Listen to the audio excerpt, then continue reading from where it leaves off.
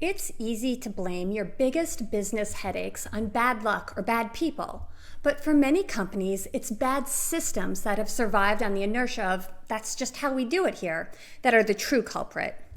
And in Reset, Dan Heath argues that the most persistent problems, from toxic workplace dynamics to clunky customer experiences, can't be fixed simply by working harder. They require you to fix the system. Dan Heath is known for his practical books on business and behavioral change. In fact, we've already reviewed Decisive, which he co-wrote with his brother Chip. Reset continues that tradition. This book introduces the idea of leverage points, where a relatively small investment of time or money or effort will yield an outsized positive impact on your work by identifying and rectifying the root causes of broken systems. Thus, one key takeaway from Reset is the idea that instead of blaming individuals for underperformance or mistakes, leadership is better served by figuring out what incentives, structures, or default processes led to an undesirable outcome. Heath suggests that only by shifting the inquiry from who screwed up to which systems failed and how and why can leaders make meaningful and lasting changes.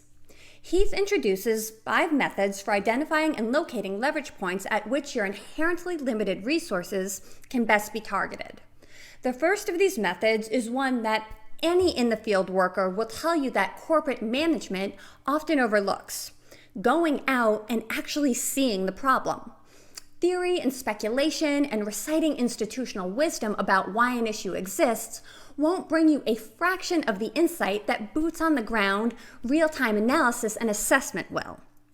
Once you've identified your leverage points, you need to direct, or rather redirect, your resources in those directions. And of course, Heath has several strong suggestions on how to do this too, while minimizing the pain of trade-offs.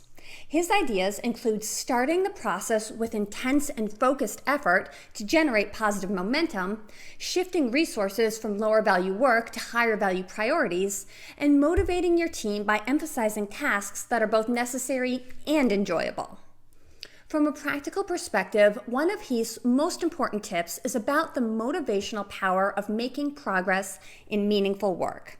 This is something that is often overlooked by managers, but it's regularly cited by employees as perhaps the most critical component to job satisfaction.